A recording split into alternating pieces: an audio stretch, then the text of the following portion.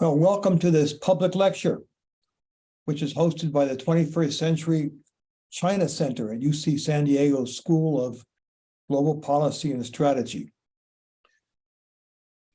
We are a top-ranked professional school in international affairs and public policy. We offer several master's degrees programs, including one that focuses exclusively on the study of China, the Master of Chinese Economic and Political Affairs, MCEPA for short. So today's lecture is on Zoom only because our speaker was not able to travel here to UC San Diego for now. My name is Richard Madsen. I'm the director of the Fudan-UC Center on Contemporary China, based here at UCSD, and I'm professor of sociology at UCSD. I'm very happy today to have Monica Liu here with us to discuss her new book, Seeking Western Men, Email Order Brides Under China's Global Rise. Monica is one of our own, in fact, one of my own students. She received her PhD in sociology here from UC San Diego, and she is currently assistant professor of justice and society studies at the University of St. Thomas in Minnesota. Her work examines global internet dating and cross-border marriages between women from China and men from Western countries. Her book, Seeking Western Men, has just been published by Stanford University Press. It explores the life histories and decision-making processes of Chinese women who want to marry Western men. She spent a long period of time interviewing people through the agencies in China where these relationships get facilitated. In the course of all this, in the course of further research she's done when she was back here in the United States, she tells us why some Chinese women want to marry Western men, why some of these Western men want to get married to some Chinese women, how the process works, and what are the outcomes of it. And how is the process and the desires of Chinese and Western men to women and Western men to get together, how is that changing with the rise of China to more global wealth and power? It's a fascinating book. It blends the micro and the macro, the personal and political, in the way that good sociology should do, and written in a very, very engaging, richly descriptive manner. So we're very excited and very pleased and honored to have Monica with us today. And so Monica, the floor is yours. Right. Hello, everyone. Thank you so much for coming to my talk. I'm very honored to have this opportunity to share my research with you, especially at my alma mater, UCSD, where I received my PhD, where Dick was my advisor. So as Dick said, this presentation draws from my recently published book with Stanford University Press. So I'm going to share my slides with you, and we'll go ahead and get started with the talk. Yes? Okay, great. So without further ado, let's go ahead and get started. So as you can tell from the title of my project, I study global internet dating and cross-border marriage. And for those of you who don't know, global internet dating refers to online dating between people who live in different countries and don't speak each other's native language. So the way they communicate is actually through email, which are then translated by translators at their dating agencies. And if these couples decide to marry, then usually these are heterosexual couples, so the woman would actually immigrate to the man's country. Now, today, these transnational dating agencies have actually become a major global industry, and it's equal in size approximately to the entire online dating industry we have in the US. So that's your Match.com, eHarmony, so on and so forth, those companies added together. So it's a large $2.5 billion industry. Now, my research examines this phenomenon, but with a specific focus on marriages between women from China and men from English-speaking Western countries. Now, my work is situated within this larger backdrop of China's economic rise and a relative decline of the West. So in China, as we know, in less than 40 years, this country has transitioned from a poor collectivist state to the world's second largest economy. But whenever we do hear about China in the news, it's oftentimes about China's economy or global politics, while very few media reports actually look at how China's economic ascendance is changing people's daily lives. And really, even fewer are investigating how China's relationship with the West is manifesting at the micro level, reshaping issues concerning sex, marriage, and intimacy. So this is a question that I ask in my study. How does China's relationship with the West, right, show up at the micro level? How does it reshape the relationship dynamics of people who are romantically involved with each other? So first, I'm going to start by introducing the structure of the dating agencies where I conducted my research. So if you look on this diagram, follow this with me. If you look to the blue box on the top, this is a foreign-based company that recruits the Western male clients, and they actually work in partnership with many translation agencies in China, including the China-based agency where I conducted my research. So as of 2014, the foreign-based company had more than 1.6 million registered men, and they are working with many translation agencies, not only in China, but in other parts of the world, including Eastern Europe and Southeast Asia. So the agencies that I studied are really part of a very large global business chain. Now let's take a little more detailed look at how the dating process works. Usually couples exchange emails for a few months, and if the relationship is going well, then actually the Western men would travel in person to China to meet the women. And from there on, their relationship can take on a couple different paths after they meet. I've seen some couples marry on the spot, but this is actually a rare occurrence. But for the majority of the couples that have a favorable initial meeting, the man will usually travel back to his home country and continue writing the woman for a couple of months before flying a second time to China if a wedding is in the planning.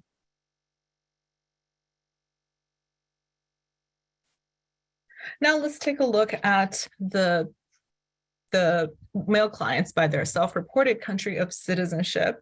So as we can see here, these men are predominantly from the US. We have some from England, Canada, Australia, and a number of other Western European countries, which I conglomerated into one column. In terms of the racial composition of the men, most of these are Caucasian men. You can see they're primarily Caucasian. We have some Black, a Latino, Asian, and a column that's other. In terms of methodology, I conducted 20 months of ethnographic research in China. So throughout the summers of 2008, 2009, and 2010, and then also in 2011 and 2012. And then I went back to China in 2014, 2017, 2018, and up until 2019. So right before the pandemic broke out. And I did my research at 3 different offices of a multi-branch translation company in China. I've interviewed the women, the women's family members, the Western men who traveled to China to meet the women, as well as their translators. And in addition to these interviews, I also observed these people through participant observation. So I spent a lot of time socializing with the clients and the staff, both on-site at the dating agencies, as well as off-site. For example, I would attend clients' engagement parties. Sometimes I would hang out with the translators, going out for karaoke, going to restaurants, so on and so forth. In addition to all of this research that I did in person in China, I also conducted follow-up research on the women's postmarital lives by actually traveling to their homes and visiting them. So I've visited the homes of 15 women who were in the US, and I've conducted Skype interviews with 20 others who lived outside the US. Now, in today's presentation, we'll be looking primarily at the women and how the women actually make their marital decisions when the men travel to China to meet the women face to face. So this draws from 2 chapters of my new book. Now, the stereotypical representation of a so-called mail-order bride in both the American media and in a lot of academic studies is a woman who is young and never married. So this is what we oftentimes see in the popular media, but actually this image is very different from the stereotypical female client that I saw in my study. So if you look at the women in my study by their self-reported age, you can see that a very large number of them are actually in the 40s to 50s age range, while a much smaller number are in the younger age brackets. In addition, a lot of the women who are enrolled here are divorced. In fact, you can see that more than half of the women enrolled are divorced, and actually even a higher percentage is divorced if you look at the ones who actually married the Western men. So on this pie chart here, among the women who are registered and enrolled at the dating agencies, 57% is divorced, but among the women who actually married Western men, what I saw was 86% was divorced. So now, in addition to the stereotype of marriage migrant as young and never married, there's also this perception in the popular media that these women are poor and trying to escape poverty. But actually, a lot of academic research that's been done more recently shows this isn't always the case. So in fact, you can see from the slide, a lot of women who seek foreign husbands, especially women from China and Mexico and Vietnam, actually these women were middle class in their home countries. Now, my study builds on this work, but it also moves beyond this previous work, which really looked at women from only one socioeconomic class within each country. So for example, previous research that looked at Chinese marriage migrants looked at mostly middle-class Chinese women, and the studies that look at Filipino women focus primarily on working-class Filipino women. In contrast, in my study, I look at Chinese women who come from very economically diverse backgrounds, and you can see I've spoken with women who have a net worth above $1 million US. I've talked to a lot of middle-class women, and I also interviewed women who make less than $5 a day. Now, in contrast to the women who are obviously from very economically diverse backgrounds in China, the Western men in my study, interestingly, actually come from more homogenous backgrounds. You can see that many of them are in those lower income brackets. A lot of these men are actually farmers and truck drivers or small business owners. Essentially, a lot of these are men who feel left behind by globalization as a result of the decline of these industries in the West during the past 40 years. So my research then looks at these class differences between the women and these men, as well as the class differences that exist amongst different groups of Chinese women, and looking at how these class differences shape the Chinese women decision-making processes and marital trajectories differently.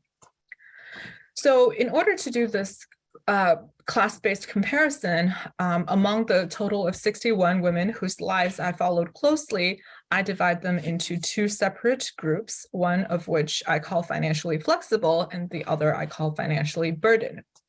So financially flexible women are primarily upper middle class and upper class women who have access to good medical insurance in China, who have guaranteed retirement funds, and who are not burdened by the cost of raising children because they're well off. On the other hand, financially burdened women refers to women who are in the contingent employment sector. Those include women who are, for example, street vendors or maybe domestic workers who work possibly part-time, don't have access to retirement or medical insurance. And they also include women, for example, who were at one point middle class, but experienced a sudden business failure and are now in debt, or they could be women who want to send their kids abroad for college, which is a middle class aspiration, but maybe as a working class single mom, they're not able to afford it. So in today's presentation, I'm going to use 3 specific examples out of the 61 women whom I followed to show you how these different economic factors shaped the women's marital trajectories differently. So here is the first example that I'm going to use, and this is a female client named Vivian. This is her pseudonym, and by the way, I'm using all pseudonyms and I'm using celebrity photos for confidentiality reasons. So at the time when I met Vivian, she worked as a manager at a large state-owned enterprise in China. She's in her mid-30s. She's divorced and she didn't have any children. In China, Vivian lived very comfortably by local standards. Her salary allowed her to dine out at trendy restaurants and purchase designer clothing. She worked for a government-owned company that offered a lot of great perks, like full medical reimbursement or mortgage subsidy, actually. So for her, she actually saw migration as a risky financial move. Now, in fact, Vivian had once said to me, you know, I don't need a Louis Vuitton handbag, but I am wearing a $276 Saatchi handbag from Hong Kong, and I own many purses and shoes that I've only worn once. So I'm really worried that the Western men who are coming through these dating agencies won't be able to support my lifestyle. Now, let's think for a minute. If she's marrying a Western man who's going to lead to a lifestyle downgrade, then why would she even come on this site? And here's what she wrote in her client registration form that explains her motivation.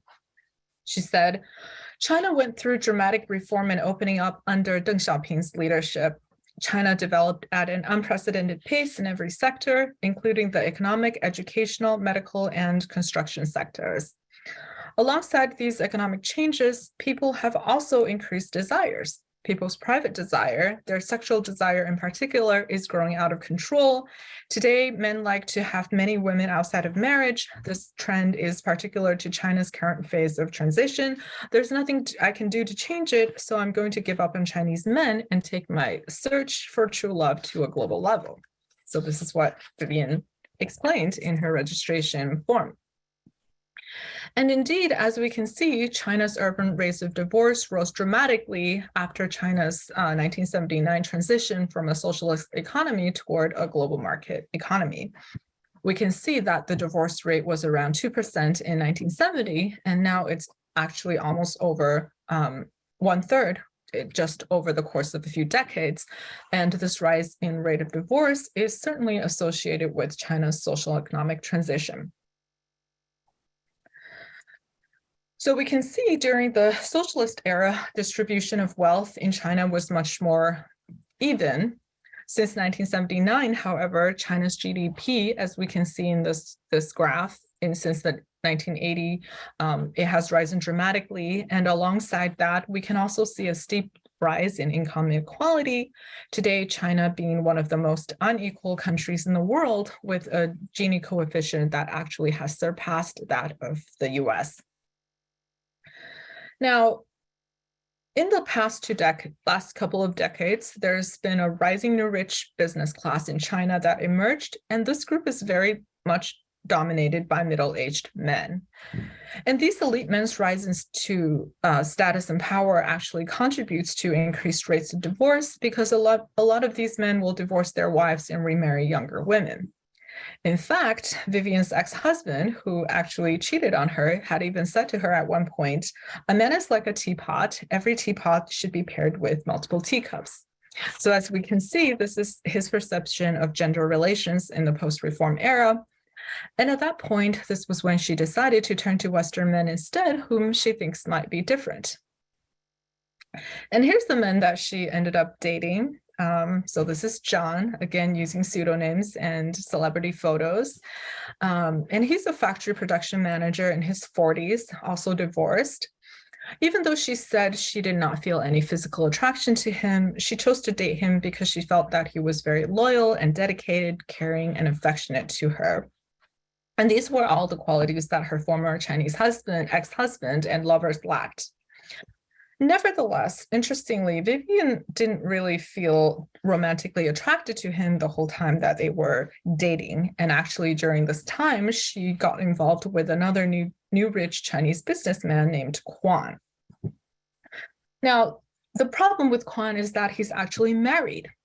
But she liked Quan so much that she wanted to see if Quan would leave his wife for her in China so that she could break her engagement with John. Now, what's interesting about both of these men is that she didn't find either of them to be physically attractive. While she called John the fattest guy she ever dated, Quan was the shortest and worst looking among the Chinese men that she's dated. And even though Quan is richer than John, Quan actually spent much less money on Vivian than John. John was the one who bought her the Louis Vuitton handbags and Burberry coats to try to impress her, while Quan never paid for anything beyond food or drinks. So we can't really say that Vivian's relationship with Quan was an exchange of his wealth for her sexuality, because he didn't spend much money on her. Instead, I would suggest that Vivian is really what she's really attracted to is the allure of wealth and power and status that men like Quan embody. And now I'm going to explain what I mean by that. So unlike John, who often appeared very nervous and self-conscious, Quan was often very relaxed and confident. While Vivian initially thought John was very quiet and uptight because maybe of the language barrier, actually after observing him at a party with other Western men, she concluded that he was simply socially awkward. So this is really different from Quan, who was super outgoing and social. In fact, interestingly, when I was in China, even Vivian's translator asked me, she said, "Is John like some kind of loser in the US? You know, here in China, we can kind of tell." So she also thought John was just very passive. For example, when traveling together in Singapore, Vivian said, "John is a man, but he's worse with directions than I am. Even though there are English signs everywhere, he is always just rely on me and following me around." In contrast to that, Quan exhibited much more masculine dominance without being overly dominant. So for example, when they're making plans for the evening, Quan would usually give Vivian a couple of different options to choose from. John, on the other hand, rarely voiced his opinion and oftentimes relied on the translator, relied on Vivian to take charge even when a translator was present. So through her interactions with John and Quan, I could see that both men embodied the type of masculinity that was matching with their respective social positions. So in generally, sociologists find that people who occupy the highest positions in their workplace, like a senior manager or head of a corporation, they're going to exhibit more confidence and leadership. So Quan, who owned and managed a company of 500 people, right, certainly had those traits. But on the other hand, John, who held a technical job and managed only a very small team at work, he was much more passive. While not all men who exhibit confidence and leadership will reach high positions at work, right? Those who get promoted to the top also are usually not going to be passive and introverted. So because John was so passive and introverted, Vivian actually felt that he was kind of effeminate, and she did not find that sexy at all. And unlike Quan, right, whom she felt was much more masculine and therefore more sexually appealing. Now, in some ways, the type of masculinity that Quan embodied is a form of hegemonic masculinity. And drawing from another sociological term, this concept refers to the dominant cultural ideal of masculinity in a society. So the hegemonic male is the person who embodies all of the most positive traits on the masculine side of the gender binary. So usually when we think of the hegemonic male, we think of someone who is the ideal man, the real man who is worshipped in society, but he certainly would not be the statistical norm because most people would not be privileged enough to enact hegemonic masculinity. Now, in some ways, the masculinity that Kwan exhibited resembled one particular variation of hegemonic masculinity, which is called transnational business masculinity. And this describes corporate executives who control the global market, such as the Wall Street investment banker, someone who shows confidence, quickness, and aggressiveness. And certainly those traits matched Kwan much more closely than John. Kwan was also talented at hosting and entertaining, which is characteristic of Chinese entrepreneurs who have to spend an exorbitant amount of time courting Chinese government officials, and also other business partners. And in contrast, John, who's not in a top leadership position at work, rarely engaged in this kind of relationship building outside the office, therefore didn't have this same kind of opportunity to hone his hosting skills. So Vivian eventually married John because she was very touched by his devotion to her. In fact, John went so far as to get plastic surgery to try to please her. But 3 months later, after their marriage, she ended up divorcing him and going back to China because she felt she just was not attracted to John. She actually asked herself, what good is a green card to me if I'm not going to be with someone that I really like? Now, Vivian rejecting John, this kind of rejection is actually not an exception at the agency, but it's actually the norm among the financially flexible women. So as we can see in this chart over here, comparing the women's marriage rate by their class, among the 30 financially flexible women I followed, only 40% married the Western men that they met, while among the financially burdened women, more than 80% had actually married their Western suitors. And a lot of these financially flexible women are from elite social circles in China, and they're used to dating wealthy businessmen or government officials. So they're really looking for a particular type of elite masculinity or hegemonic masculinity that's considered the male sexual ideal in a newly capitalist China, obviously minus the cheating part. So these women are really disappointed when they meet their Western suitors face to face and realize that these Western men that they're meeting, right, don't embody this kind of masculinity. Now, in contrast, a lot of the financially burdened women had much lower rates of marriage to the Western men, as I previously mentioned. And now let's take a look at how these women's marital decision-making processes actually differ. So next, I'm going to show you the case study of Beth, who is a nurse practitioner in her 40s with a son in middle school. And she dated Edmund, a divorced firefighter in his 50s who lived in a Mormon community in Utah. Now, even though she told me that she wanted to date someone richer and better looking than Edmund, she actually married anyway because her son was entering high school, and her ex-husband in China, whose business failed, was not able to pay child support. And she would have to pay really expensive private school tuition if her son could not test into a good public school.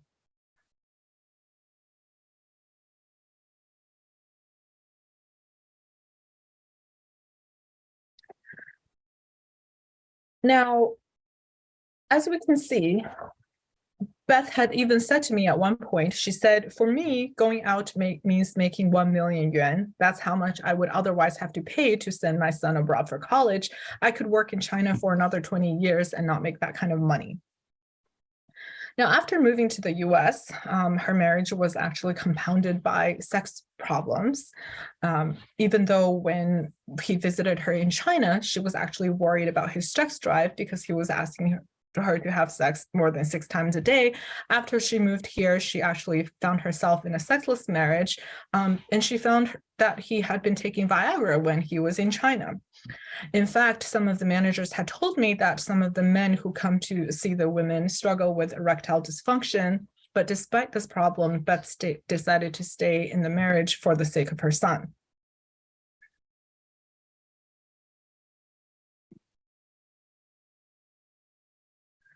Now, I've showed you 2 cases of women who were unhappy with their marriages, and my final example is someone who actually ended up in a happy marriage. So here's Susan, and she's a divorced marketing representative in China. her marketing job is actually very unstable in China. She had a daughter who is in her 30s and also bouncing from job to job and did not own her own apartment. So Susan thought if she had married and left China, her daughter could take over her apartment and she could also live a less financially strained life. Now here is Susan's husband, Tony, who is a retired small business owner with a net worth of several $1 million. So by comparison to Susan, he is actually very wealthy.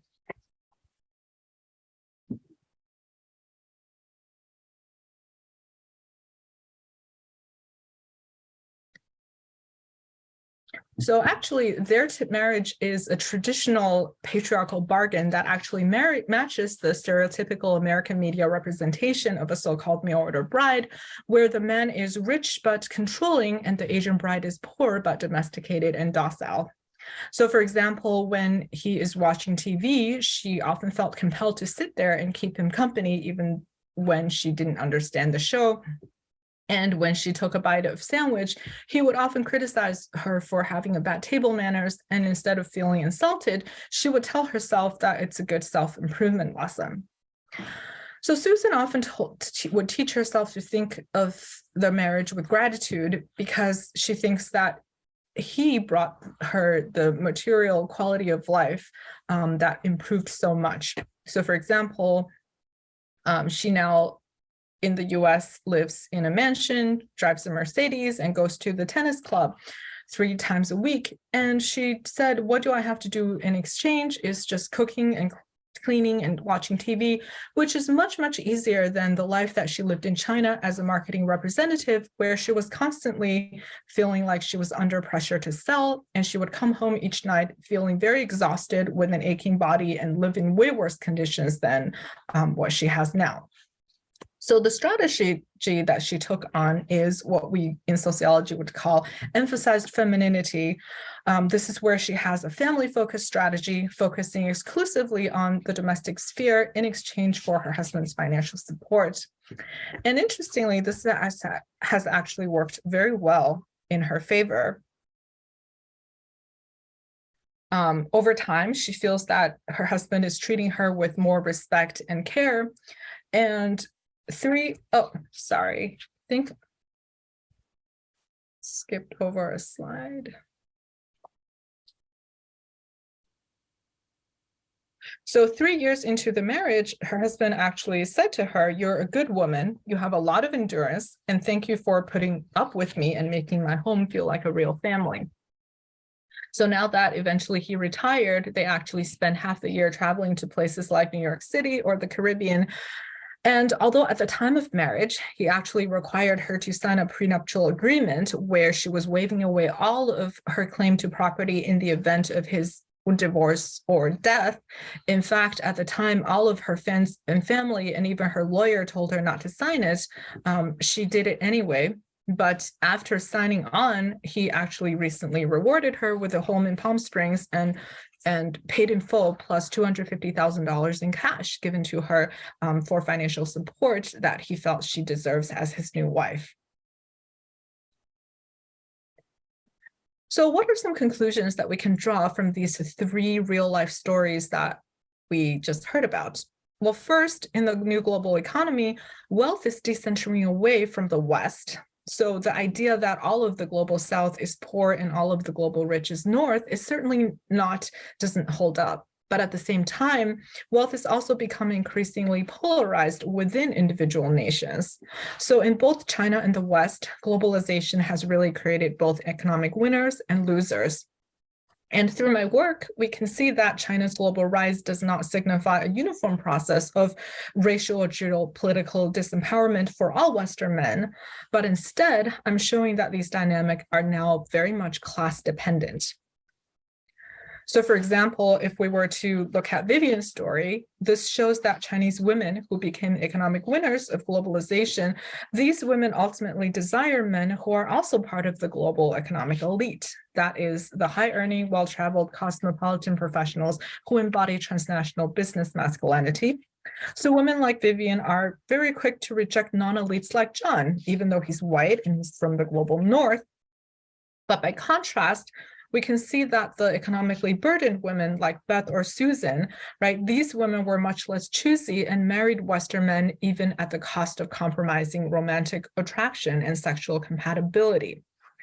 So for this reason, rather than portraying China's global rise as a uniform process of empowerment for Chinese women and disempowerment for Western men, I've shown that these dynamics are very much dependent on the intersectionality of a lot of different factors, including age, ability, class, ethnicity, gender, immigration, nationality, parental status, race, so on and so forth. So for someone like Vivian, who is young and relatively young and well off, doesn't have children, dating an American man who's lower in social economic status than her Chinese lovers, right? She might actually have more power in that particular relationship. But on the other hand, someone like Susan, who's much older in the contingent employment sector, trying to help out her daughter who doesn't have a steady job and is dating an American man who's significantly wealthier than her Chinese ex-husband and herself, right? She might have less power. So we really have to go on a case-by-case basis. This work also challenges scholars and the general public to rethink the relationship between race and class outside the American context. So in the US, ethnic minorities still hold significantly less economic, political, and social power than the white majority, even though Asian Americans are the best educated and the highest income racial group. They still face a bamboo ceiling. I mean, how many Asian senators, presidents, or film stars do we see? In Hollywood, Asian actors and actresses usually are the sidekicks, and even then, they're usually nerdy, unattractive, and asexual. And this is why films like Crazy Rich Asians have garnered so much public attention for showing Asians in a different light. But on the other hand, the scenario is completely different outside the context of the US. In China, there is a new capitalist class dominated by local business elites who are deemed just as rich, powerful, and sexy as Western men in both the media and in the popular imagination. And my work shows that there is this new global hierarchy of masculinity, right, that's based on economic distinction that is being recognized in China. And this new hierarchy really is challenging the modest earning Western men's privilege in China that was previously associated with their racial, ethnic, and geopolitical status. With that, I think I'm about out of time. So I now welcome any questions and conversations.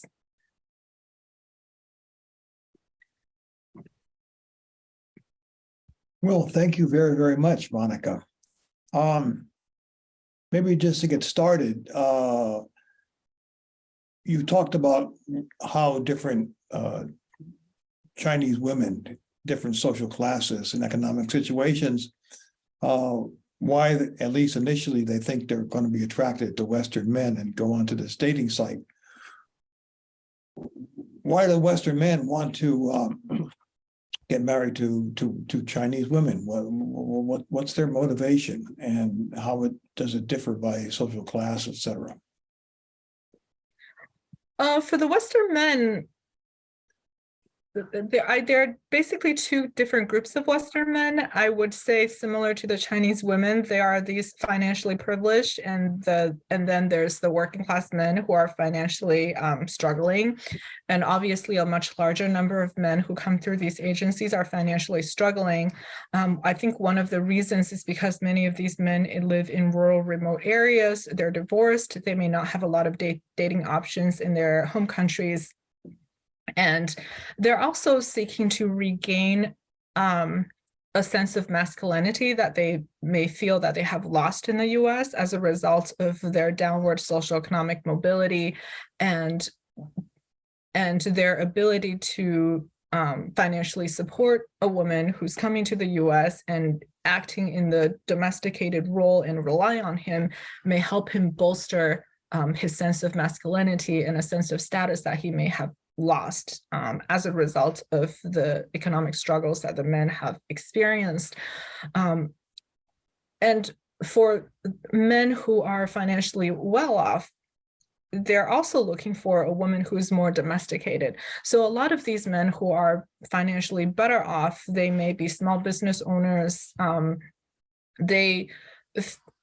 Many of them grew up in the 1950s and 60s where their parents were in a very more traditional type marriage, and they want to be married to a woman who is more domesticated, and they feel that those types of women are no longer they're not able to find them in the West as women become more career focused. So they're looking for a more, so to speak, traditional type of women. So I still see both types of women, both types of men looking for more traditional women for slightly different reasons at the agency.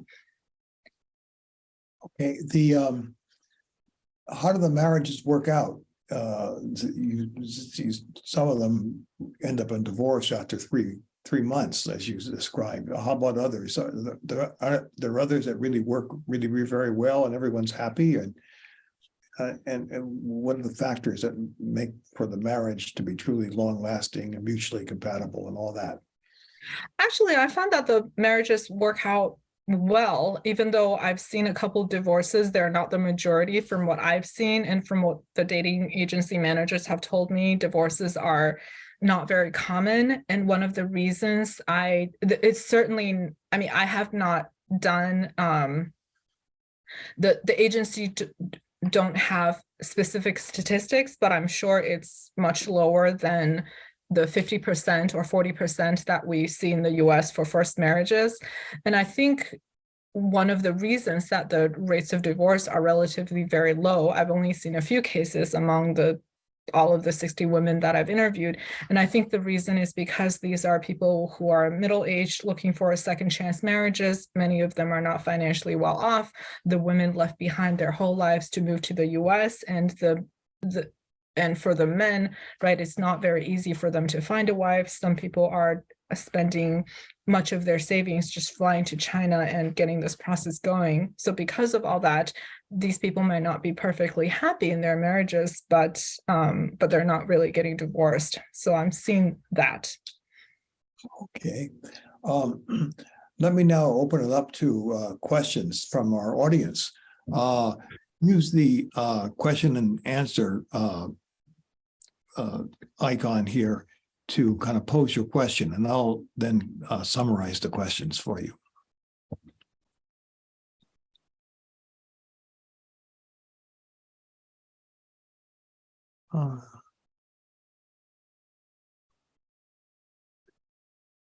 Well, okay, so one question is, do any Western women seek Asian husbands?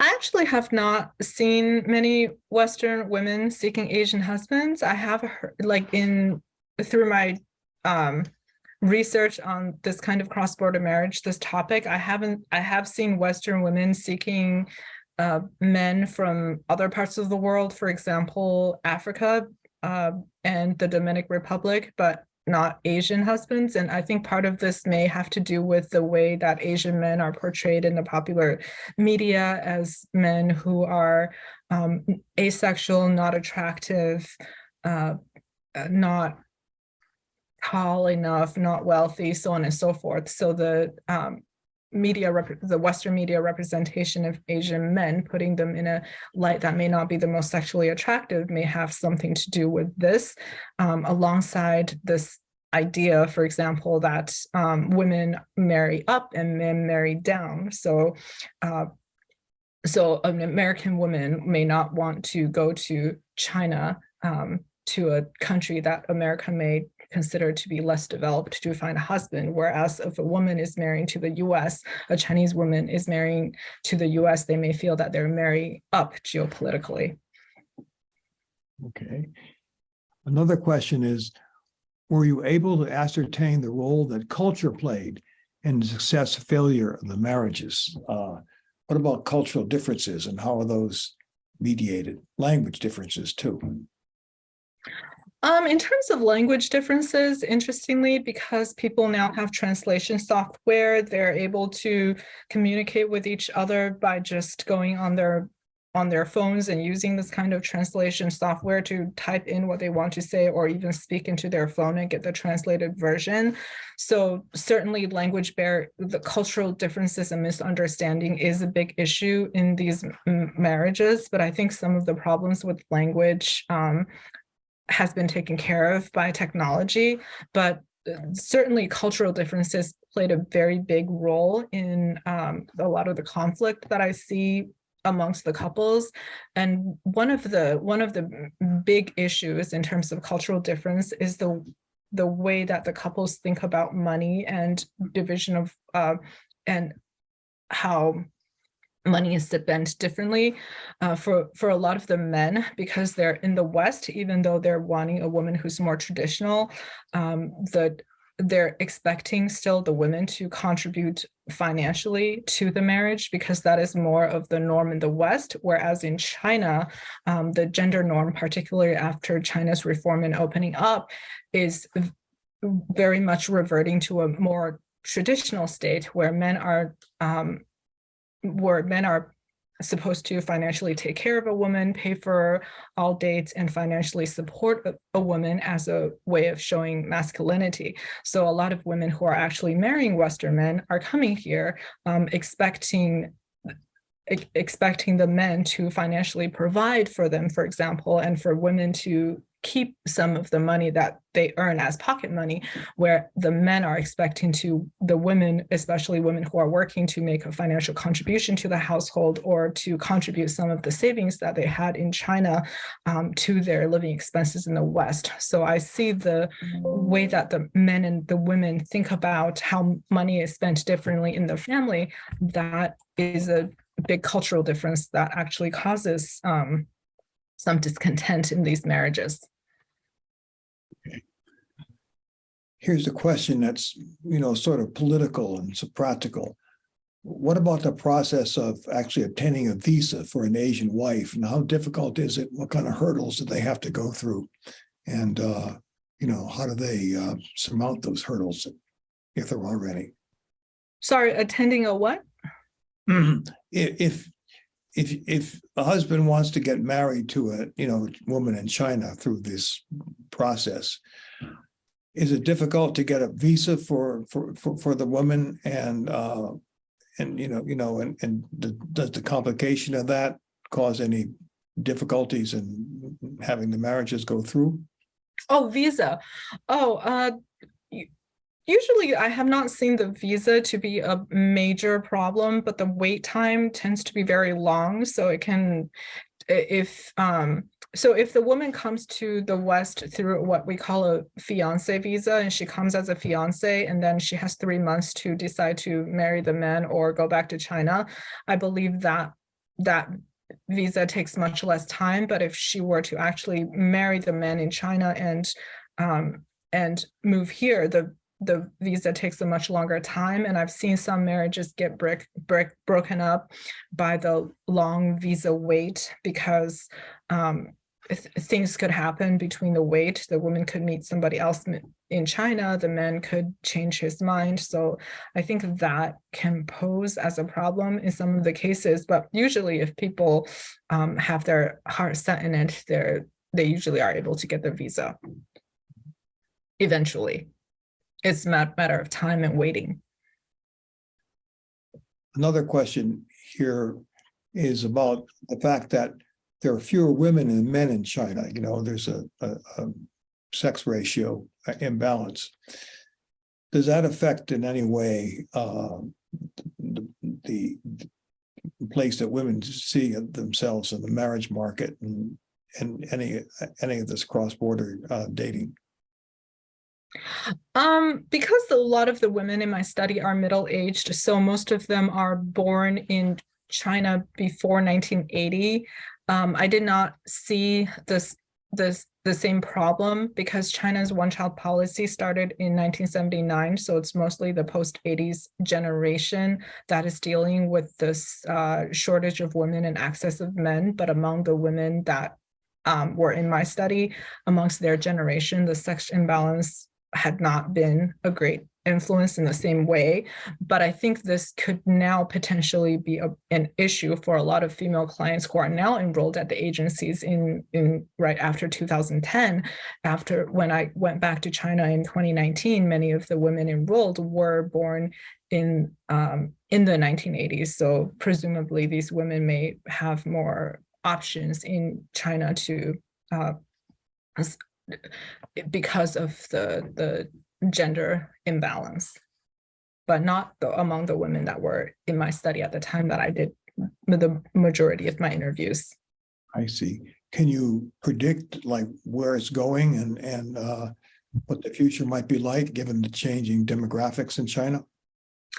I think that interestingly, China's male-female gender imbalance is also a class-based problem. So what we see in China is that a lot of rural women are out migrating in rural areas, and then a lot of rural men are stuck in rural areas where they're not able to find a bride because they're struggling financially, and then a lot of and then in large cities, right, it's the wealthier men who are more financially well off that are being sought after by the women. And as we can see, a lot of the women who, even the ones who are of the post-80s generation in China now seeking for a husband, many of them are middle class, many of them are divorced, and they're not looking for just any man, right? They're looking for a particular type of man, somebody who is responsible, financially well off, so on and so forth. Many of these women have children from their previous marriages, and the reason that they don't want to marry a Chinese man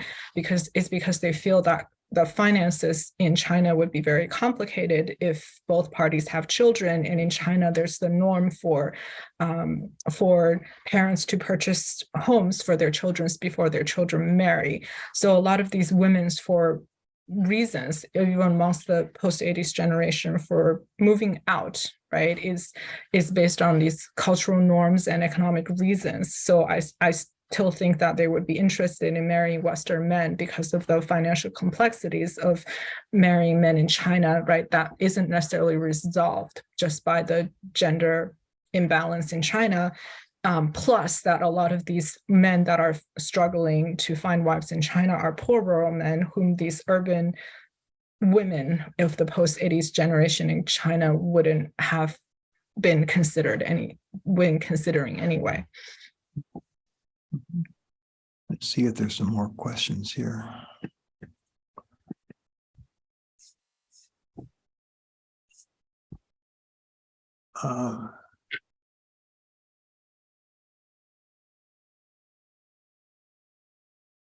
Yes, the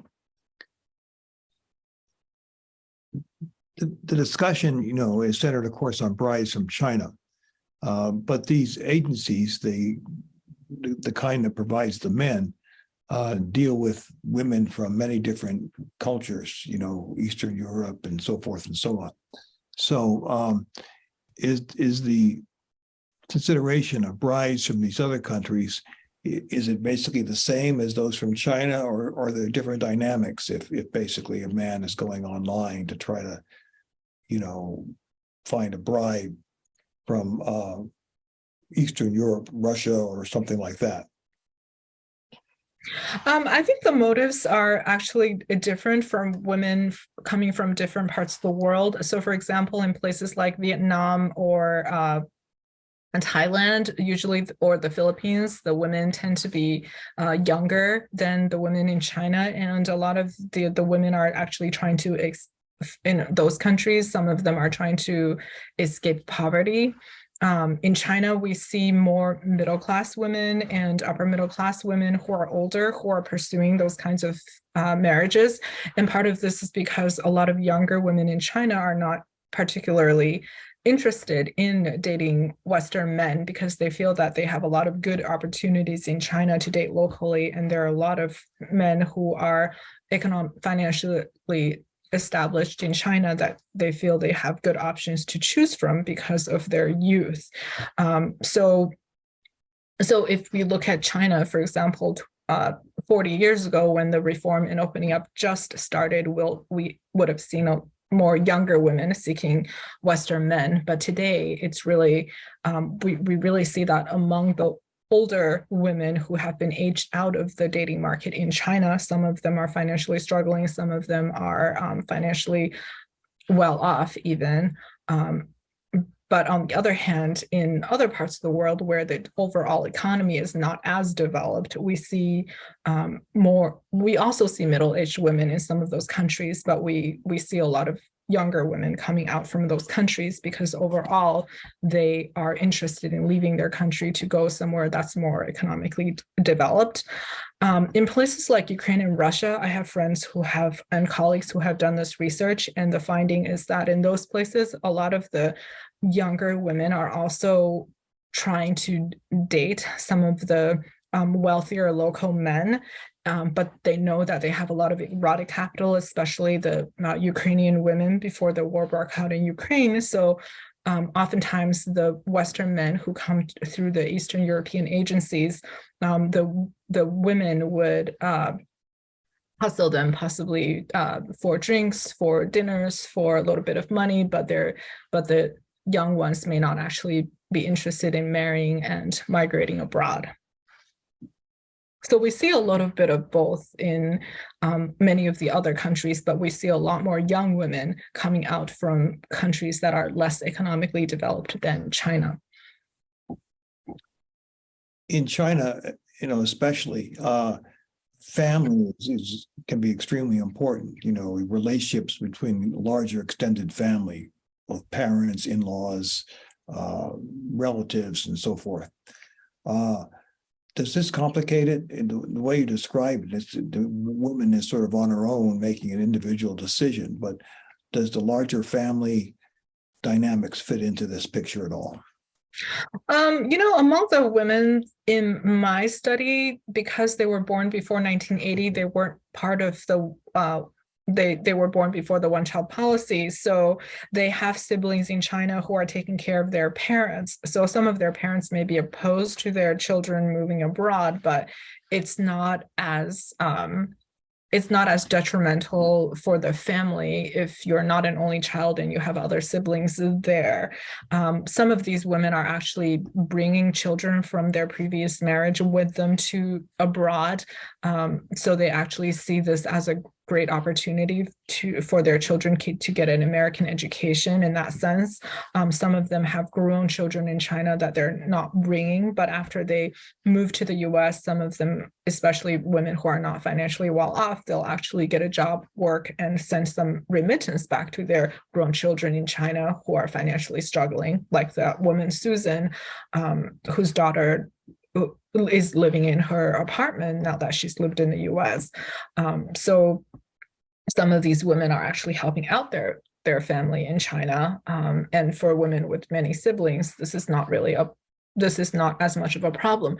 But in 2019, when I went back to China to interview many women who were of the post-80s generations, this is something that they seriously consider that is a obstacle preventing them from taking the step because they think about their aging parents and who's going to take care of their parents.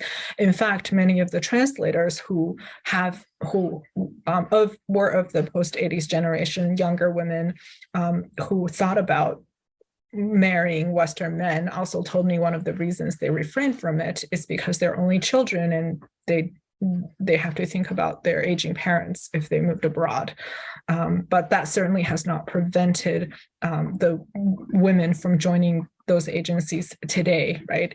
As we see more of the post-80s women from the post-80s generation joining in 2023, so to speak, that has not prevented them from joining, but it's something that's on their mind. Okay, now we're almost out of time. There's one more question, and then this will be our last question. Do the translators embellish or polish the participants' communications, and how does that work out in terms of the kind of information each side has in making these arrangements?